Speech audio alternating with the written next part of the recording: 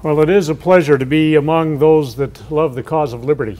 As you might well imagine, sometimes we don't have as many friends in the audience as I expect we have today. So thank you for being here. I love to associate with fellow lovers of liberty. You can see the title on the screen is To Preserve the Nation. It seems like a target fixation for me.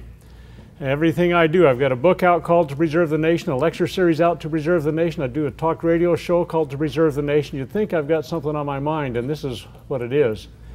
We are in grave danger today of losing the great foundation that this nation was established upon. And as Bill pointed out or mentioned in my introduction, his introduction, I guess I should say, this is there's an absolute unremitting attack on the Constitution by attempting to call a new convention.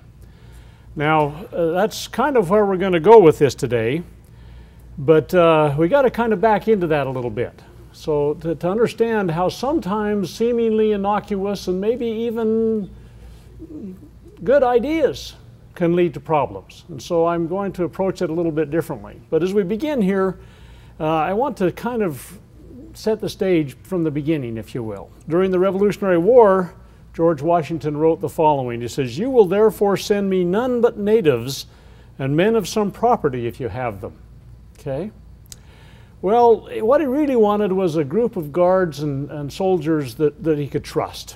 People that had skin in the game, if you will.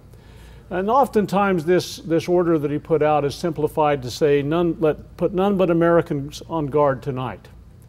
Well, we face dire challenges today, much like was faced in the revolutionary times. We have many detractors. And in light of these modern risks, I would slightly modify George Washington's statement and say, put none but Americans who understand and apply sound Americanist principles on guard tonight. You know, it's interesting, when I wrote my book and my editors were going through and I used the term Americanist a lot, they said, "That's not a word." I said, "Yeah, it is." "No, it's not," they said. "You got to pick another word." I said, "No, that's a good word." I said, "We have communist, we have socialist, we have welfare statist, we need Americanists." And so I prevailed in this throughout the book. But the fact of the matter is, these Americanist principles are unique among all the principles of government in the whole world. They are sound, they are good, they are noble. And in fact, when they started to be applied, an amazing thing happened. This little backwater, dusty colony set of states that couldn't figure out which direction they were going pulled together and stood up, dusted themselves off, and walked forward into what is now our history as the greatest, freest, strongest, most happy, and most powerful nation on earth. And the nations of the world were absolutely astounded. What happened? And they came to find out and try and figure out what made this country so amazing. And it's these Americanist principles. And that's what's under attack today. Well, that's what I want to, and I'll end with this again too. We need those that understand and apply these Americanist principles if we're going to retain this great blessing of liberty that was won at such great cost by those that established this nation. One thing I've noticed over the last few years is that there's many newly awakened Americans. There's some that are paying attention again. Whew, it feels so good to see that there's some that have started to wake up. But they perceive something's wrong. But many of them don't have the foundation of background necessary to actually stand with the principles, and they can be distracted and diverted. They know something's not right in America, and among them, now I don't want to get anybody, there may be Tea Party members here today. And I'm not criticizing that at all, thank you. I consider some of my best friends to be Tea Party members. Now, how many people say that kind of stuff? I think Roosevelt said it about communists, didn't he? But at any rate, no, don't take it that way. The fact of the matter is that there are so many Tea Party members that, unlike many in this audience, have really never really immersed themselves in these principles. And you know, T stands for taxed enough already. I agree with that completely.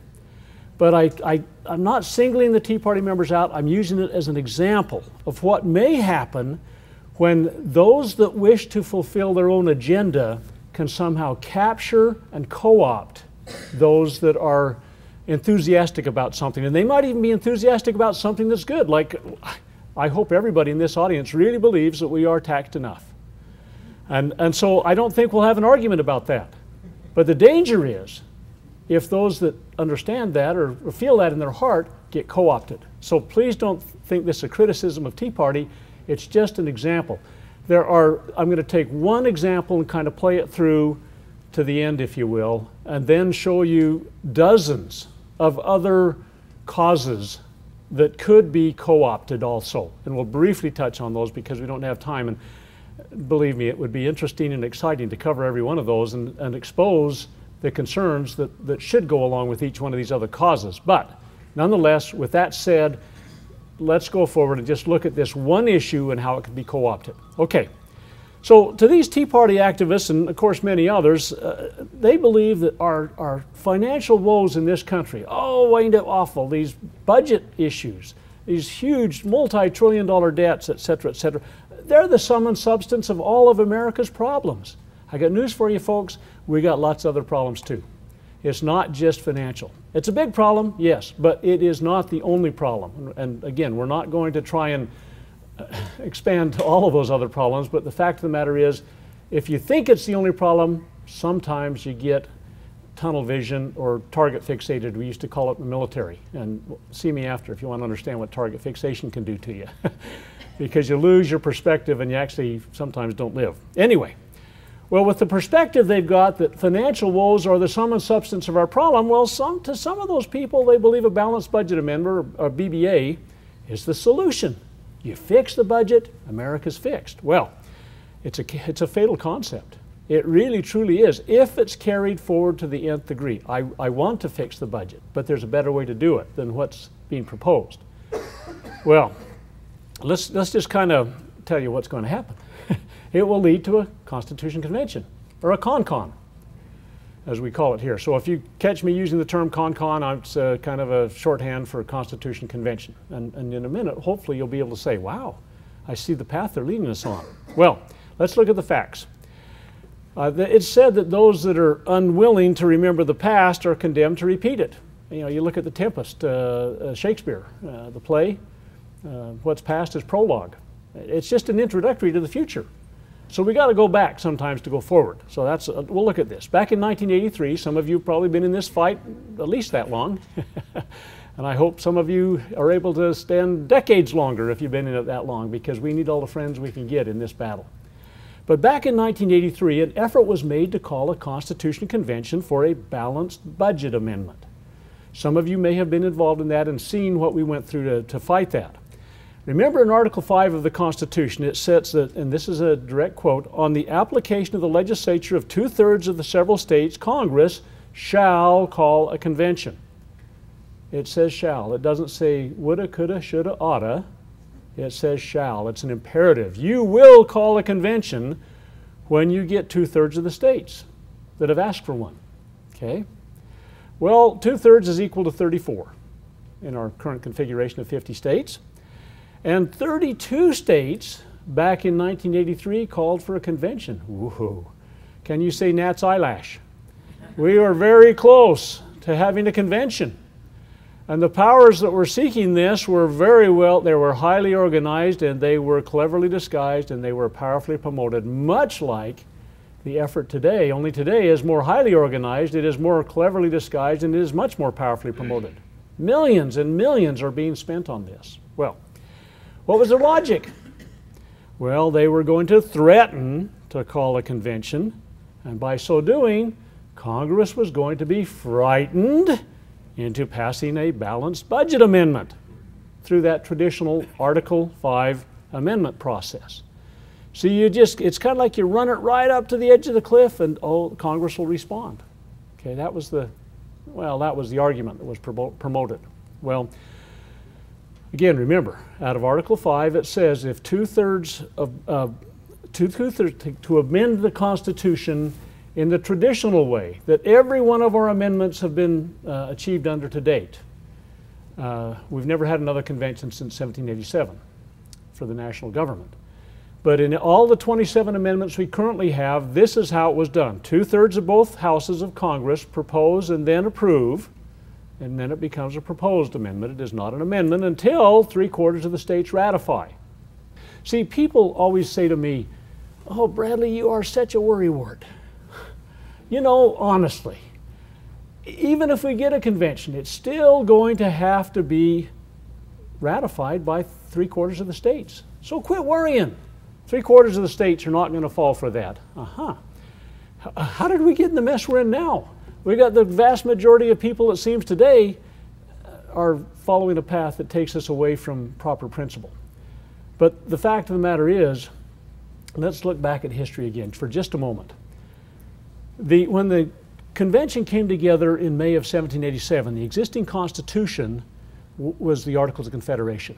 The Articles of Confederation, they were called together. In fact, the charter of those that were called together to this convention, the charter said they were charged with the responsibility to revise the then existing Constitution, the Articles of Confederation. You look up revise in Noah Webster's 1828 dictionary. He was a founding father, by the way. He was in Philadelphia, although he wasn't at the convention. Noah Webster's dictionary, you look up revise and you find it says amend. So their charge was to amend the existing Constitution.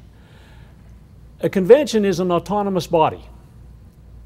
They can do what they darn well please, in other words. Now, obviously, it just doesn't automatically happen. There's processes that must be gone through, and one of those processes is ratification if they change anything. But the existing Constitution at the time, the Articles of Confederation, required 100% of the states to agree to any changes. 100, everybody. Well, the founders knew they weren't going to get that because Rhode Island wasn't even attending.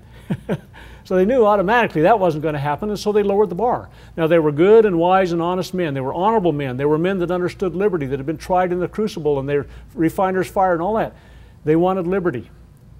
But they wanted to make sure that they carried forth with this new Constitution, and so they lowered the bar to 9 states instead of 13. Now, they did that ratification modification without prior approval of Congress, without prior approval of the states, without prior approval of the people. In no way, shape, or form were they granted any authority to assume that 9 states would be okay.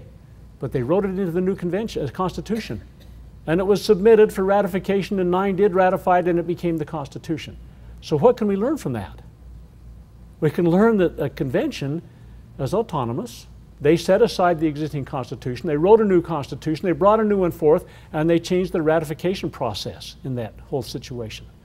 So therein lies the danger, a major danger in the Constitution Convention. And it's the precedent that we have. So, was it worth that risk? Would it be today? I think not. I think it's a pretty high stakes game of chicken is what it really, who's going to blink or run off the road, or however any of you played chicken when you were kids. Well, let's go back and look too. How did we get into this multi-trillion-dollar mess that we're in now? And it is a mess. It's a huge mess. Well, let's go back. Let's go back before the 17th Amendment that happened. Before that time, senators were directly elected by the people. Excuse me. The 17th Amendment elects the people, elects the senators directly by the people. But before that, there was a different program. Before the 17th Amendment, the U.S. House represented the people. It did before and it does still. The U.S. House is directly elected by the people. But the senators were appointed by the state legislatures. Now, it's very interesting to me, this thing of government is all about power. It's all about power. And the founders had lived under tyranny, and they were so careful that they did not want to re-enter that they were careful in enumerating the powers granted to the national government. They granted them specific and limited power that is carefully enumerated in the body of the United States Constitution. And by so doing, they wanted to contain the government to operate within that jurisdiction, if they will, that they granted it. But it was more than just giving the national government a certain set of power. They divided and subdivided power within the national government. The Senate and the House are the legislative body, but yet the power was divided between them in a way that would hopefully prevent a tyranny from being implemented. And of course, the executive handled a different set of power, and the judiciary did also. But it was more than that. They were so careful about power, they wanted to make certain that they also divided and subdivided the sources of power. And if you'll read carefully the words of the Founding Fathers, St. George Tucker's view of the Constitution of the United States is recommended reading this matter in regards to how they divided and subdivided where the power came from that put the people in office. The House represented the people and got their power from the people. And by the way, they also they had an inverse proportional in terms of the most power was granted the least amount of time in the office. Who's the least amount of time in the office? The House. Why? Because their power source is the people, which is a pretty big, if you get people moving, you've got a real power behind you, and they also had the power of the purse. So the House had the power of the people behind them. The Senate was to represent the issues of the states. It gave the states a seat at the table at the national government. Okay? And the president, they had over 60 ballots to decide how they were going to get him. And without going into detail there, it was a very interesting balancing act where they ultimately came up with a single-purpose legislative body that did their job, dissolved, and he couldn't play to that constituency anymore. And of course, who has life sentence? I mean, excuse me, who's in for? No. I say they should have life oftentimes, but the fact is, the judiciary does not have a life sentence. They're only good for good behavior, which could bring up another discussion, I'm certain. But the fact of the matter is, all had different sources of power. The way you became a Supreme Court justice was different than the way you became a member of the House. Okay, so having said that, there was this delicate balancing and separating and dividing power, even down to the sources of power. And before the 17th Amendment, that delicate balance was largely intact. Well, again, we're still before the 17th Amendment, and even today, the House always has and continues to buy votes back home. They go out and they say to special interest groups, what do you want? Oh, vote for me, I'm your man. What do you want? Same with you, and you, and you, and you. When they got back to the House, after they'd been making all these promises, it was a pretty good job. They wanted to keep it. And they were concerned that if they didn't fulfill their promises, they wouldn't be able to keep it. And they looked around, they found that they were surrounded, and their colleagues in the House had all made promises. And it was like, hey, I'll help you get yours if you'll help me get mine. How does that work? So that's what they did. The House has always done that. They made promises. And they saw it once they got there. They didn't have to take the money out of their own pockets to fulfill those promises. They took it out of your well, actually the public treasury, I guess I should say, but the fact of the matter is they fulfilled those promises out of the public treasury. It's a quid pro quo kind of thing. You help scratch my back, I'll scratch yours. Who benefits? Cui bono, all that kind of stuff. At any rate, that's how the House always has operated. But before the 17th Amendment, the states appointed their senators out of the state legislature. Interesting. Different dynamic there. So the senators, therefore, were charged with the responsibility of reviewing issues from the state's perspective. Yes, they were United States senators, but always in the back of their mind, just like the members of the House are thinking, hey, the guys back home are watching me. If I don't deliver my promises, they're going to kick me out of office. The senators looked behind them and they saw who put me in office. It was my state legislature. I've got to keep their interests in mind while I'm here. Okay, kind of an interesting thought process. What's interesting that was a dynamic that in there that before the 16th and 17th Amendments, the states in essence were billed for federal budget shortfalls. How did that work? Well, you look at United States Constitution, Article 1, Section 2, Clause 3, and you'll find that it states direct taxes shall be apportioned among the several states. Apportioned, that's divided up among the several states. And Article 1, Section 9, Clause 4 says, no capitation or other direct tax shall be laid unless in proportion to the census or enumeration herein before directed to be taken. So they did it by population.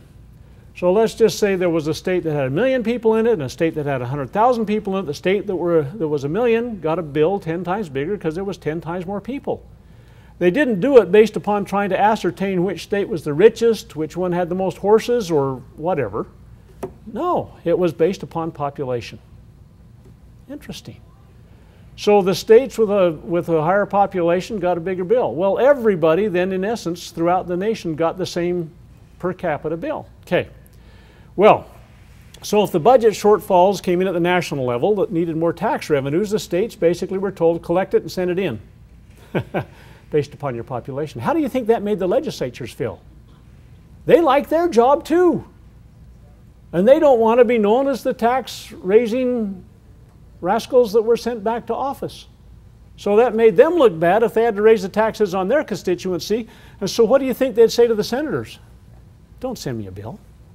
I don't want to have to face that. I want to keep my job too. Okay, so because of that, the senators protected the states from these budget shortfalls, and they removed, when the House, remember the House, Article 1, Section 7 says that the House basically originates these revenue bills? Okay, House puts in all this pork, swells the budgets up huge, send it over to the Senate goes, whoa, we don't have that much money coming in. So they took out all the pork, passed it, sent it back over to the House and said, don't put it back in.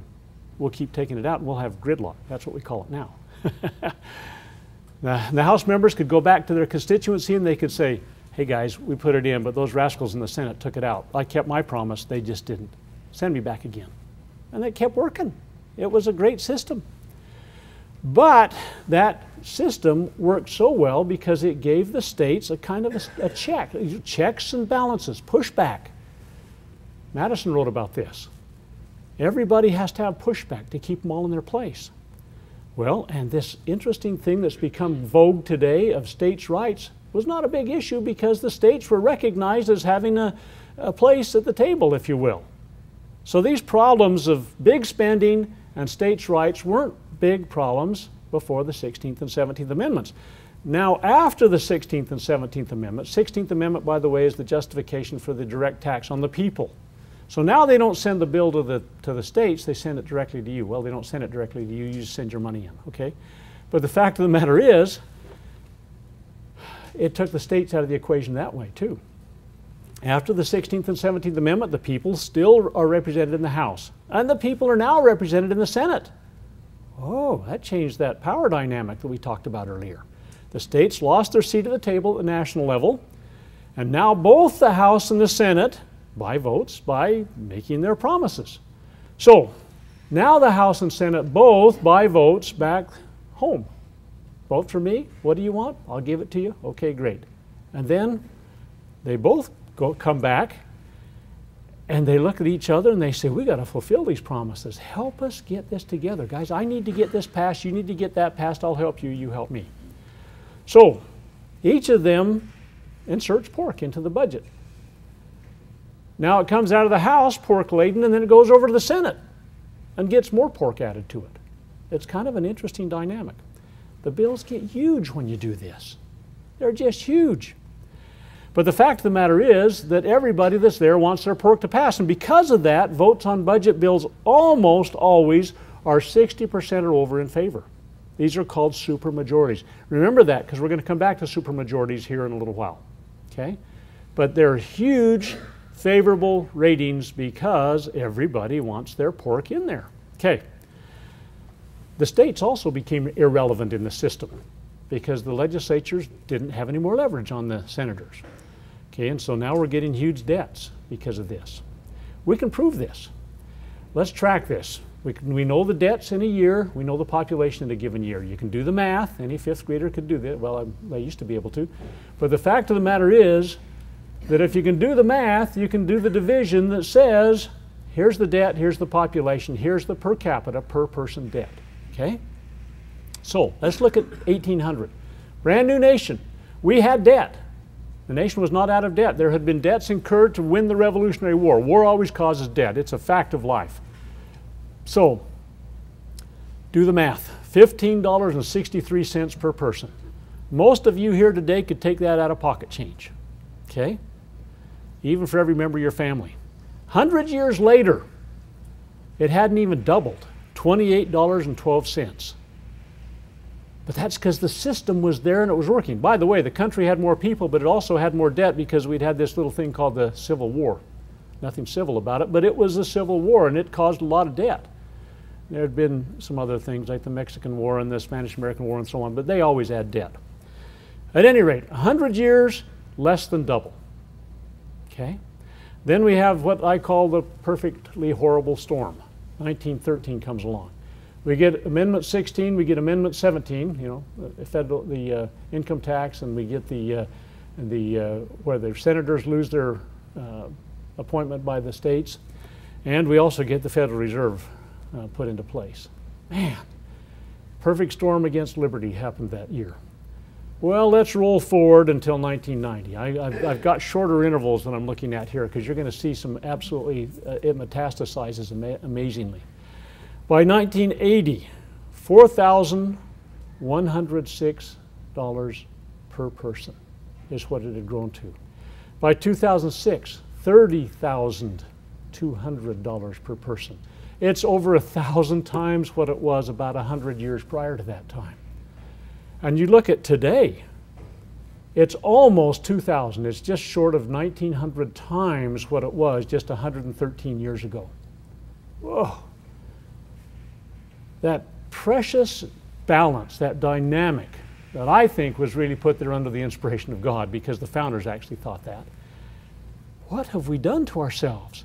By improving the Constitution with these amendments, we've actually destroyed a great foundation there. At any rate, our current national admitted debt is over 16 trillion. It's almost 17.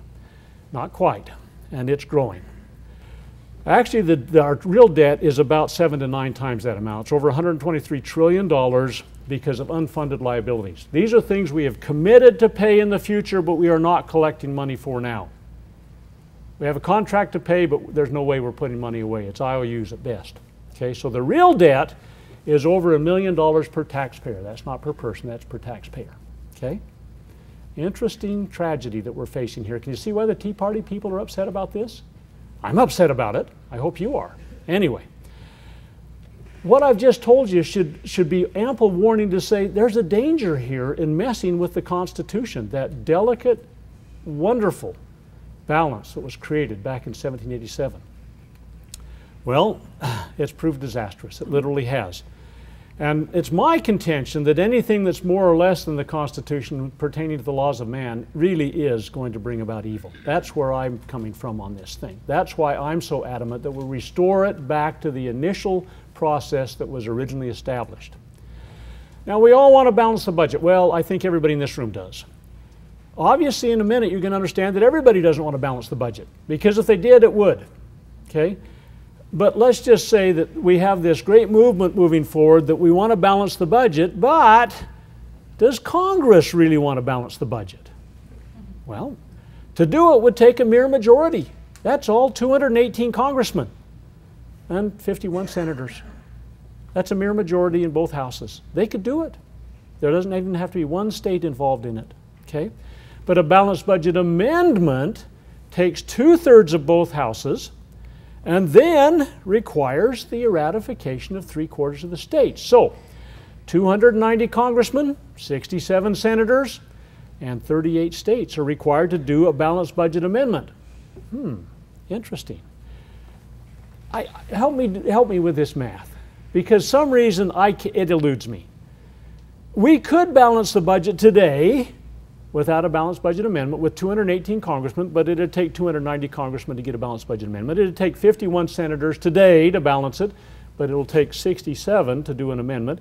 It doesn't take any states to do it, and what did I say? 38 states to ratify a balanced budget? So, if you can come up with the numbers on your right, how hard would it be to come up with the numbers on your left? Something doesn't add up here, does it? Do they really want to balance the budget, or what? Well, okay. If 2/3 of both houses approve a balanced budget amendment, what about the states? What about the states? Is it a done deal? We're going to see. Will they just ratify or not? Well, 38 states are required to ratify. But will they? Let's just take the home state that I live in, Utah. Right now in Utah, the feds are dealing us crack cocaine. They don't call it that, they call it federal dollars. Okay? It's just as addictive and just as destructive. Okay? And half of Utah's annual budget comes from federal dollars. You know, every time I tell people about something, whether it's an EPA issue or something like that in my home state, and I'm talking to a legislator or something, oh, if we do that, they say we'll lose our federal subsidy. They call it different things, but that's what it is. I say, what? You know, we had a saying when I was a kid, and I don't remember the origins even of it, honestly, but you'll get the vision of it. We used to say, you accept their nickel, you accept their noose. You let them put the leash around your neck, and you let them lead you wherever you want to go. And again, I don't remember the origins, but we used to say it a lot. You sold yourself, folks.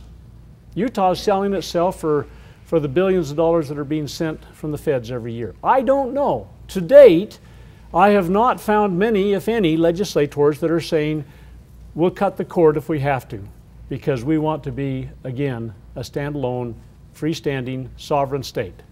I can't find many that'll say that, if any. But Utah, okay, but let's say I talked to enough. Would Utah risk that? I don't know. But then we've got all the other states. I mean, I put a few up here. There's people from some of these states here I know. New York, Illinois, California, Massachusetts, pick them. Pick your state. Do your math, look at where you're getting your money in your state. I suspect you're going to find that a large portion of the money in your state is coming from the federal government. Like I say, crack cocaine couldn't be any more addictive or destructive. Here's an estimate. I put a couple of states together just to give you some idea of the spread on the take. Utah, my home state, we get over $6,200. This was 2009. $6,200 per person in our state from the feds. Virginia is on the take a little bit more, $15,200 plus, okay? The states are in there somewhere. Find your state, do your research, whatever, but you'll find that it's addictive and it's really progressive. Okay, here's another thing to think about. The people who are elected to the House and Senate are the ones that got us into this mess. They're the people we sent back there and they did it. They have complete control to do the right thing. They literally could, but they didn't. And the people want who they elected, right? And the states want the federal funds. That's a thought-provoking thought. Well, so what are the real chances that our elected representatives and the states will opt to balance the budget? Well, or even adopt a balanced budget amendment. I think the chances of either are slim and none. Well, but just for the sake of argument, let's say that 2/3 of both houses pass the balanced budget amendment and 3/4 of the states ratify the balanced budget amendment. Let's just say that that happened. Will the budget be balanced? I have here in my hand 8 proposed balanced budget amendments that are currently before the House and the Senate. There's 7 of them in the House and 1 in the Senate. And I've annotated and commented on all of them. It's got all the people that are supporting them too. I always ask people when I ask that question, will the budget be balanced if we get an amendment? And then they say, well, obviously it will be. I say, have you read the amendments, the proposed amendments? Well, I've had to kind of generalize because, as I say, I have 8 of them here. I've had to generalize a little bit in this little review we're going to do. But in general, this tracks with what we're finding in those amendments. Okay, here's what they're proposing. They allow for continued deficit spending with supermajority votes. Huh? Do we have that already? I think we do most of the time because these guys buy their votes back home. That's what we talked about earlier. That's why you get these big majorities on these budgets, because everybody said, I want my pork in there, you want yours in? Okay, I'll support yours if you'll support mine. Most of these have, and it's either 60% or 3/5. Excuse me, 3/5 or 2/3. So those are the 2 things, but most of them are 60%. Okay, you remember why that always happens. Okay, and if they can't get a supermajority to continue their deficit spending, taxes must be raised. And there's different trigger points that would say taxes get raised. Now, I don't care how much you like paying taxes. Sooner or later, I suspect we'll reach a threshold where in your life you're saying enough is enough. Okay? So if they can't get the deficit raised by these supermajorities, somebody's going to say we still got to pay for these things. And so they have mechanisms by which they can raise the taxes to do that. Okay? And if a war happens, of course we haven't had a declared war since the 1940s, but they address that too, so don't worry. But if a war happens, and war always causes debt, you can continue deficit spending if there's a majority vote. Okay? But also if there's a national security threat, you can continue to deficit spend. Okay, now folks, I got news for you. They say that the national security threat, you know, this nude photo op that I had to fly out here, and these egregious violations of the Fourth Amendment, and you know, all these things that they do at the airport, that's part of the thing about this generational thing. Okay? That's been going forward for almost a dozen years now. Okay, so, and they also have they've fabricated the fact that they don't have to address it real quickly, because most of them delay it until 5 years after they've had their ratification. Oh. So they kick the can down the road again and again and again. So what about this off-budget stuff of fudging the budget, if you will, by doing it off-budget? I wonder if that's going to continue too. I just wonder. I don't know. So here up to this point, Congress could balance the budget if they wanted to with just a mere majority, and they deficit spend because they want to get reelected. And we back here at home want to devour their pork, so we elect representatives to keep throwing it to us. And a balanced budget wouldn't pass both houses, 2/3. And if it passed, 3/4 of the states wouldn't ratify it because of the reasons we've stated.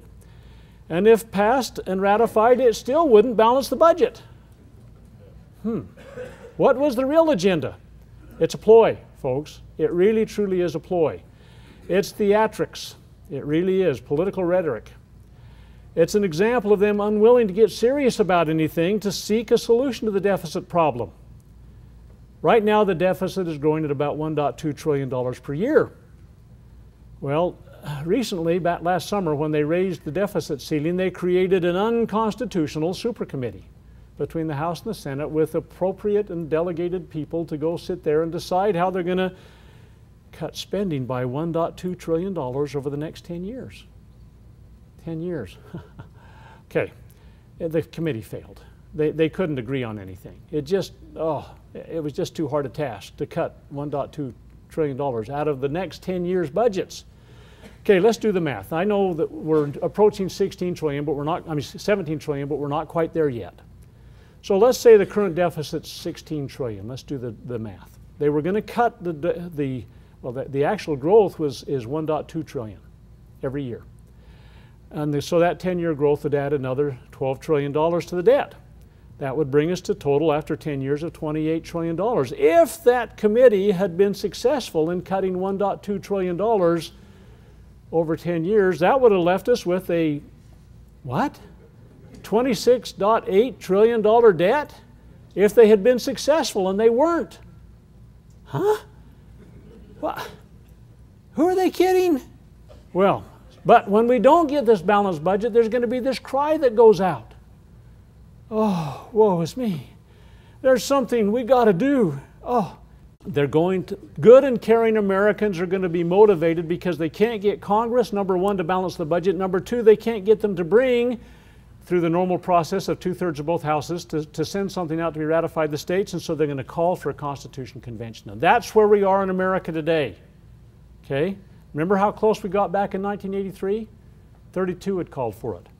It's even more highly organized, cleverly disguised, and powerfully promoted today. They have been trying for decades to destroy the sound foundation of the nation by getting rid of the Constitution. And they'll do it a little bit at a time or a whole bunch at a time. It just depends on what we'll let them get away with. Well, this balanced budget amendment thing is a conservative rallying point. And there's lots of others. But let me just tell you just briefly, there's an organized effort. This is a senator from my home state, and he is a co-founder of a balanced budget amendment task force. The purpose of this organization is to call a convention when we don't get a balanced budget amendment. That's all they're going to do. There's been lots of others that have carried things, and there's just no end of ways that they're trying to wheedle this into us. The American Legislative Exchange Council has promoted with the Goldwater Institute, and there's their websites if you want to look them up, a very organized effort. I've got a 40-page document that I've reviewed carefully, and I think that they act like they've done everything in their power to prevent a runaway convention, but there's too many words like could, might, should, probably, promise, depending, likely, reasonable, just about, and nearly in there for me to be really comfortable with it. I mean, it's not bulletproof, and boy, I'll tell you, just too much at stake. They call it different things, an amendments convention or an Article 5 convention, to avoid calling it a con-con. But it arose by any other name, it still arose. Okay, and they promote the idea that they could limit it. And I think, based on what I've read, there's some people that have promoted this that are really trying to do that. But there's too many of those wiggle room words that I told you about, that you just can't be sure. And in fact, this Robert Nadelson guy, that's one of their chief proponents, says in some of his written material that, as you read down here, going so far as to specify in the resolution applying for an amendments convention that there must be an up or down vote on specific amendment text is vulnerable to legal challenge. So even one of their chief adherents to this is telling us in his written material that even if you tried to snaffle them down to as tight as you possibly could, it might not work. Okay? So here's a bunch of other things. They want to clarify how they do an Article 5 convention. They want federal debt requiring approval of the majority of state legislatures. They want the ability to repeal any federal law with 2/3. I mean, these are honestly tax issues. There's so many amendment issues out there right now that if one doesn't get us, another will if we don't fight all of them. I mean, these tax issues.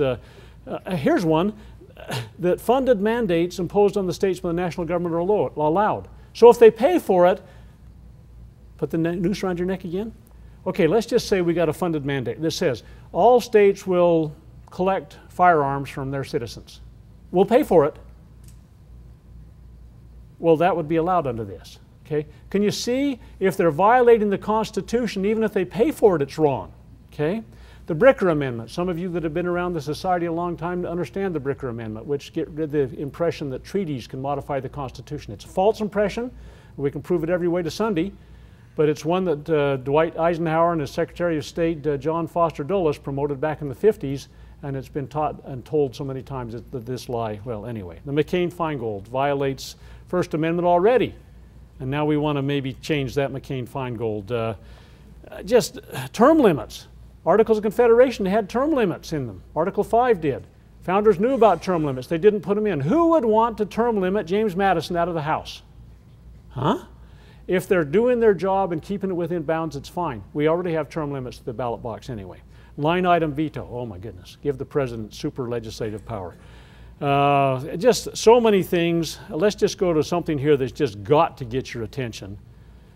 An amendment clarifying the meaning of the Second Amendment. Clarifying?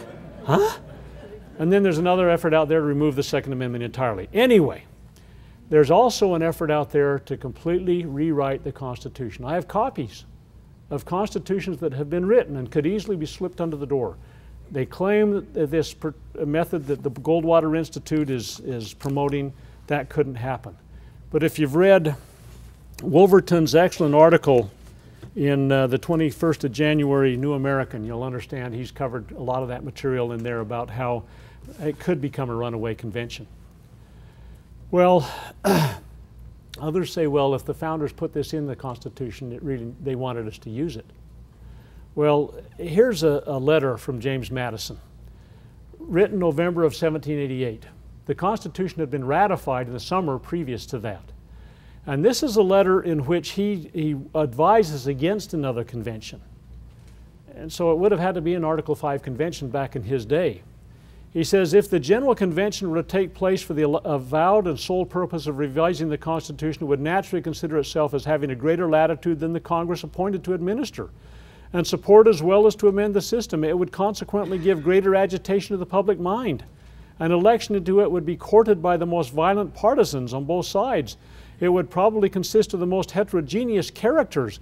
It would be the very focus of that flame which has already too much heated men of all parties, would no doubt contain individuals of insidious views who under the mask of seeking alterations popular in some parts but inadmissible in other parts of the Union, might have a dangerous opportunity of sapping the very foundation of the fabric. Under all these circumstances, it seems scarcely to be presumable that the deliberations of the body could be conducted in harmony or terminate in the general good. Having witnessed the difficulties and dangers experienced by the first convention, which assembled under every propitious circumstance, I should tremble for the result of the second, meeting in the present temper of America and under all the disadvantages I've mentioned. 1788, what about 2013? Where do you see characters like George Washington, James Madison, Ben Franklin, Edmund Randolph, George Mason? You could name these people as good as I can. Where do we see these people today? Anyway, where are they? Where are they? Even finding one or two in the entire world would be difficult, I say. And those that are of that character would want what we got. Anyway, there'd be grave risks if we had one of these conventions. And I find it interesting that those that promote the idea of a convention are always telling me they love this Constitution, but they infer by their desire to change it that it's flawed. It's not flawed. There's nothing wrong with it. We've just stopped applying it.